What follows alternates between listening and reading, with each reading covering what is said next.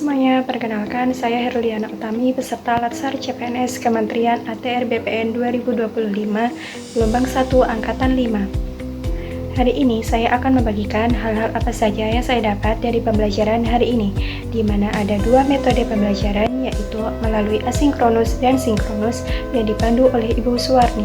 Pembelajaran membahas agenda 3 tentang pengelolaan ASN. Pada pembelajaran mengenai mekanisme pengelolaan ASN, saya memperoleh pemahaman yang komprehensif tentang bagaimana sistem manajemen ASN dijalankan agar dapat menghasilkan pegawai yang profesional, berkinerja tinggi, dan berintegritas. Pertama, saya mempelajari tentang tahapan penyusunan dan penetapan kebutuhan PNS.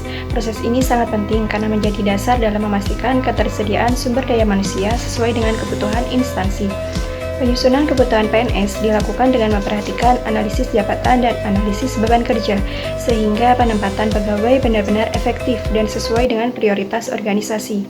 Penetapan kebutuhan PNS kemudian ditetapkan secara formal melalui mekanisme yang diatur oleh pemerintah, sehingga proses perencanaan SDM menjadi lebih terarah dan akuntabel. Selanjutnya, saya mendalami tahapan proses pengadaan PNS. Pengadaan PNS merupakan bagian penting dalam manajemen ASN karena menjadi pintu masuk bagi talenta baru yang akan mendukung pelaksanaan tugas pemerintahan dan pelayanan publik.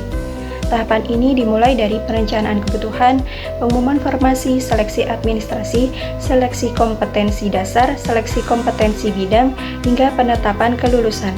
Seluruh proses ini harus berjalan secara transparan, objektif, akuntabel, dan bebas dari praktik KKN, agar menghasilkan ASN yang berkualitas sesuai dengan prinsip sistem merit. Selain itu, materi tentang disiplin pegawai terkait cuti memberikan pemahaman mengenai hak dan kewajiban ASN. Cuti dasarnya merupakan hak setiap PNS, namun pelaksanaannya harus tetap memperhatikan aturan, prosedur, dan kepentingan organisasi. Terdapat berbagai jenis cuti, seperti cuti tahunan, cuti sakit, cuti melahirkan, cuti alasan penting, hingga cuti di luar tanggungan negara. Disiplin pegawai terkait cuti sangat ditekankan karena jika tidak dijalankan sesuai ketentuan, dapat menimbulkan konsekuensi hukum maupun sanksi disiplin.